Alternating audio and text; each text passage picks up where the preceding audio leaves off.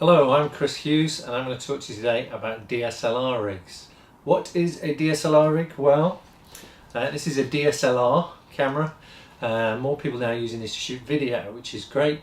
But one of the downsides to a camera this small is if you're shooting handheld, it can be very hard to get good steady shots with it. Obviously if you put it on a tripod, that changes everything.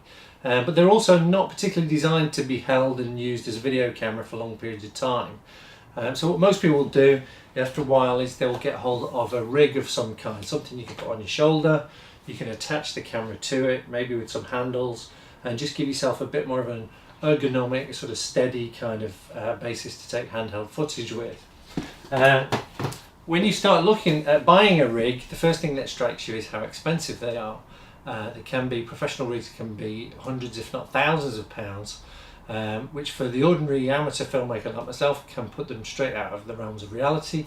So then you go to the other end of the scale, which is DIY, and there's lots of video tutorials about how to make rigs out of plastic tubing, etc. But often when you look at them, sometimes the thought of screwing your very expensive camera to them can be quite worrying as well, because they can look a bit flimsy. So I've had to go at making my own. Here's the first one that I made. This is the Mark 1, and obviously I've made it out of wood, as you can see.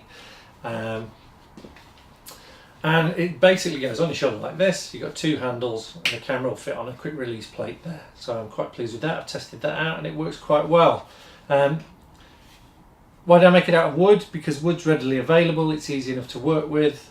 I knew it'd be quite strong and quite tough, but at the same time it's still quite light. It's not, the worry was it would be like having a log on your shoulder, but it's not. It works out quite well. The construction of it is essentially this part, what I call the stock, and I know my wife describes it looking halfway between a dining room chair and a shotgun. Is the construction of it is that there is in this part here 4 pieces of wood in different sections. So there's 1, 2, 3 and 4 there, so they're in sort of profile just to get that shape. They're all doweled together and glued, and then you basically have sawn and whittled and filed just to get that nice curved shape there, so that it rises up from your shoulder but at the same time comes in so it's within eye level. The handles are 2 pieces of 19mm ply. I've got some offcuts here actually. Just this kind of stuff that you can get in most places. If you've got some offcuts, I'm sure you could come up with something. And essentially it's 2 pieces of that glued together here. Put a slight angle on it and then really just shaped it a little bit, and then there's a bit of varnish, and that's it. And we've tested that out and it works quite well actually. It does the job. I've also, you'll notice, put a little bracket in here for my GoPro, so when I want to I can put the GoPro underneath, camera on the top, and take 2 lots of footage at the same time, and that just jams in. This is the Mark 1. Pros and cons. The good things are it's light, it's sturdy, it does the job, and the footage we've done I was quite surprised at how steady it looks. The downside to it is on the pro rigs what you get is a counterbalance. Counterweights at the back will help counter the weight of it on your arms, and even though it's very light, having your arms up like this for any long periods of time can be quite tiring. If you just imagine just holding your arms in front of you for a while you walk around, will get to you no matter how light the rig is. So counterbalance at the back would help counter that. Also the handles are very high. It'd be nice to have the handles down here so your arms aren't up here, so they can be down there, but obviously you want to keep the camera base up there. So with that in mind, we move on to the Mark II. Put that back. And this is the Mark II counterweight DSLR rig. And what you can see here straight away is that, just get that steady so it doesn't fall off. I put a rail system in. Most professional DSLR rigs have a rail system here. They're 15mm rails. I bought these off the internet for about £20. What that means is you can attach other things like a follow focus or a matte box, which I'm going to look into.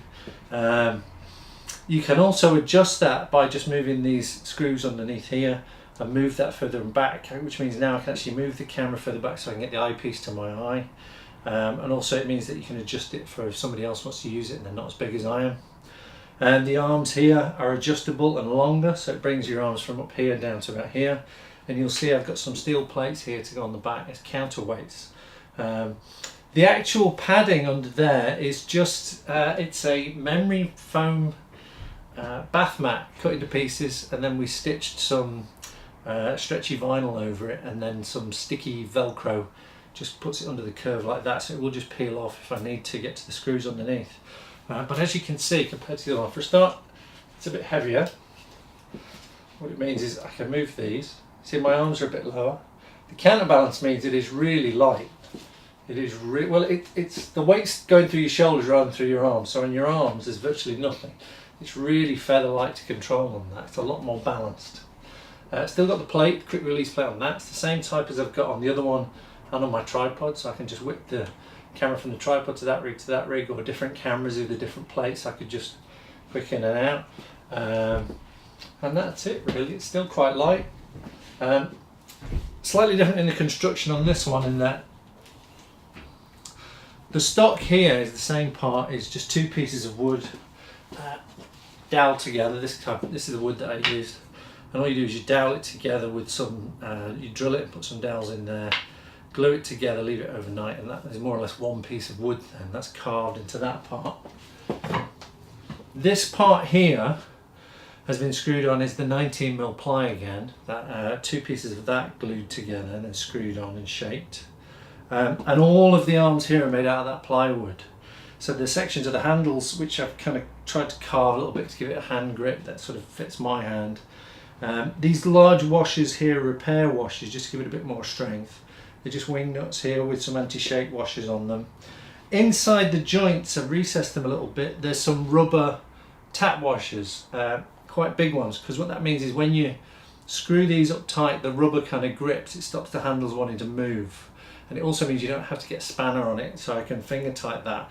And they will move a little bit, but you have to kind of put a bit of effort into, so quite pleased with that. So there's rubber washers there, and there. And inside, probably can't see it there, inside here, these are literally two pieces of wood, and I just used a router and a file to just cut grooves in, and then just glued some little rubber strips in there, so that when I tighten that up, it will grip these two rails. And again, we've got the memory foam padding, which moulds to your shoulder, a bit dusty. And then I extended the stock out further so that there'd be more space for the counterbalance, because obviously the further back they go behind your shoulder, the more effect they have. And these plates I got cut for me from metal suppliers, and I painted them with just hammerite paint. And I got them drilled, but that was quite expensive actually. I don't think I'd do that again. I'm thinking of adding counterweights to the other one by adding a plate on it, but I think I'd just buy weights, you know, from a sports shop or scuba diving weights, and just find a way of attaching them. But I think they look quite smart. So on the whole, it is obviously heavier, but once you get it on there, you could almost, not quite, you could almost let go of that and it would just float there, which is lovely. So with the camera on it, I'm really pleased with it. Total cost and materials, obviously if you've got offcuts and nuts and bolts and things to hand, you could do it a lot cheaper. The wood I bought for the Mark 1, there was enough left over for the Mark 2, because you ended up buying great big sheets and obviously a lot more than what you need. Nuts and bolts and things, I think between the two they're probably about 50 to 80 pounds each when you add everything up. But as I say, if you could, if you had that stuff to hand, if you had a bit, you know, if you do a bit of woodwork, then it'd be a lot cheaper. And also, even if they're 80 pounds, even if they're 100 pounds each, it's still a lot cheaper than buying a pro rig. So the next project is the matte box. I'm going to have a look at making a matte box, essentially a shade that goes over the front that you can cut out light getting into the camera that you don't want, and that would fit on the rails here. So that's what I'm working on at the moment. So keep an eye out and I'll show you how we get on. Thank you.